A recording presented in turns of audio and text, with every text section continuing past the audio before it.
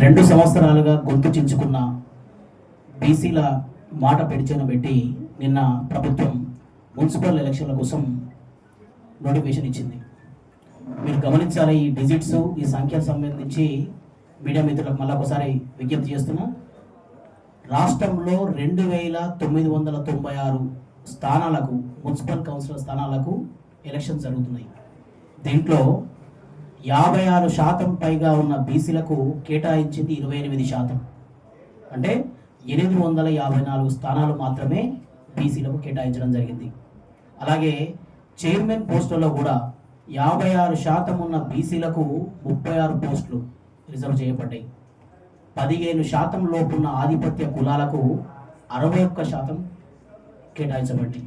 మరి ఈ వేదిక ద్వారా ఒక్కటే ప్రశ్నిస్తున్నాం, రాహుల్ గాంధీ గారు, మీరు దేశవ్యాప్త పర్యటనలో మేము బీసీలను ఎక్స్రే తీసి వారెంతో వారి వాటా ప్రకారం ఇస్తాము, రాజకీయ వాటా ఇస్తాము, వనరులో వాటా ఇస్తాము, అధికారంలో వాటా ఇస్తామని నమ్మించి ఓట్లు వేయించుకున్న తర్వాత మీరు అధికారంలో ఉన్న రాష్ట్రంలోనే మీ వాగ్దానాలకు విలువ లేనప్పుడు, మీరు అధికారంలో ఉన్న రాష్ట్రంలోనే బీసీలకు అన్యాయం చేస్తున్నప్పుడు రేపొద్దున మిగతా రాష్ట్రాల్లో మీరు ఏ మొహం పెట్టుకొని మీరు ఈ వాగ్దానం చేస్తారు? దేశవ్యాప్తంగా మీరు బీసీలకు రిజర్వేషన్ ఏ మొహం పెట్టుకొని ఇస్తారని చెప్పేసి ఈ వేదిక ద్వారా ప్రశ్నిస్తున్నా.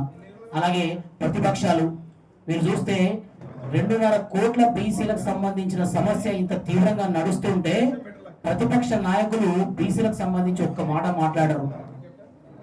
ఈయన బొగ్గు కుంభకోణం అంటాడు, ఆయన ఫోను ట్యాపింగ్ కుంభకోణం అంటాడు. మనందరినీ బీసీలను నట్టేట ఉంచుతున్నారు.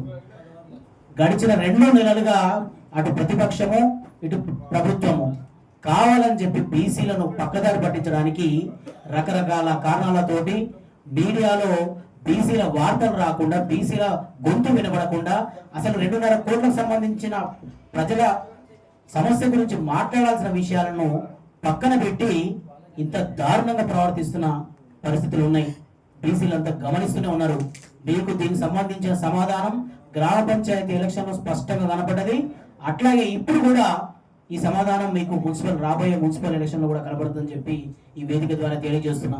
అట్లాగే పిసిసి అధ్యక్షులు మాటికి మాట్లాడుతూ చెప్తుంటారు, మేము 42% ఇవ్వకుండా ఎలక్షన్ ముందుకెళ్ళాం. రేవంత్ రెడ్డి గారు ముఖ్యమంత్రి గారు చెప్తుంటారు, మేము 42% ఇవ్వకుండా ముందుకెళ్ళాం. మరి చేస్తున్నది ఏంటి? చెప్తున్నది ఏంటి? చేస్తున్నది ఏంటి? ఒక బీసీ బిడ్డ అయి ఉండి, పిసిసి అధ్యక్షుడై ఉండి, కాంగ్రెస్ పార్టీకి ముందుండి నడిపిస్తున్న వ్యక్తి నోటి నుంచి వచ్చిన మాటకు, ఒక ముఖ్యమంత్రి నోటి నుంచి వచ్చిన మాటకు కూడా విలువలేని పరిస్థితుల్లో కోర్టులో కేసులు పెండింగ్ ఉండగానే హైకోర్టులో కోర్టు ప్రత్యేకంగా ప్రస్తావించింది. కేంద్రం నుంచి వచ్చే నిధులు వెనక్కిపోతున్నాయన్న కారణంతో, డిలే అవుతుందన్న కారణంతో గ్రామ పంచాయతీ వరకు మీరు సర్పంచుల ఎలక్షన్ నిర్వహించుకోమని చెప్పింది. మీకు ఏం తొందర వచ్చిందని మున్సిపల్ ఎలక్షన్లో పోయినారు? ఏం తొందర వచ్చిందని చెప్పి ఇంత హడావిడిగా బీసీల గొంతు కోస్తూ మీరిచ్చిన వాగ్దానాలు తుంగలో తొక్కి ఎందుకు ఇవ్వాల్సిన పరిస్థితి వచ్చింది?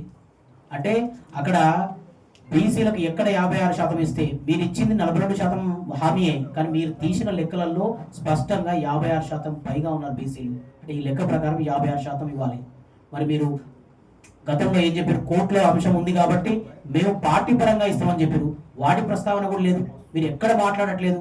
మీకు నిజంగా బీసీల మీద ఏ మాత్రం చిత్తశుద్ధి ఉన్నా రేపు పొద్దున మీరు ప్రకటించబోయే బీ ఫామ్లలో, ఎంపీడీసీ, జడ్పీడీసీలలో ఖచ్చితంగా 56% పార్టీ పరంగా కూడా ప్రకటించిన తర్వాతనే మీరు ఈ విషయం గురించి మాట్లాడాలి, ఎలక్షన్ల గురించి ముందుకెళ్ళాలి అని చెప్పేసి ఈ వేదిక ద్వారా మీరు డిమాండ్ చేస్తూ, ప్రధాన ప్రతిపక్షాలు కూడా బీసీలను అన్యాయం చేసే పరిస్థితులన్నీ కూడా గమనిస్తున్నారు. మీరు ఏ మాత్రం కూడా పట్టించుకోకుండా మీ మీదకి వచ్చిన బాల్, అంటే ఫోన్ ట్యాపింగ్ గురించి వాళ్ళు మాట్లాడితే బొగ్గు కుంభకోణం గురించి వీళ్ళు మాట్లాడతారు. అంటే మీరు చేసిన కుంభకోణాలు, ఒకరు చేసిన కుంభకోణాలు ఇంకొకరి గురించి మాట్లాడటమేనా? ఈ దేశంలో, రాష్ట్రంలో ఉన్న 2.5 కోట్ల బీసీల సమస్య గురించి, రిజర్వేషన్ల గురించి ఏదైనా మాట్లాడేది ఉందా? ఇది కూడా స్పష్టంగా చెప్పండి.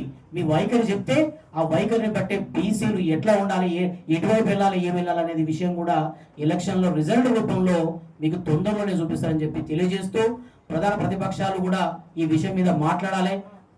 ప్రత్యేకంగా 56% రిజర్వేషన్లు పార్టీ పరంగా ఇస్తామన్నది కాబట్టి అన్ని పార్టీలు కూడా 56% పార్టీ పరంగా ఇవ్వాలని చెప్పేసి, కోర్టులో నడుస్తున్న కేసు పైన కూడా 42% రిజర్వేషన్లు విద్య, ఉద్యోగ, రాజకీయ సంబంధ రిజర్వేషన్లు సాధించేంత వరకు కూడా ఈ పోరాటం కొనసాగుతుందని చెప్పేసి తెలియజేస్తూ సెలవు తీసుకుంటున్నాను. జై బీసీ, జై జై బీసీ.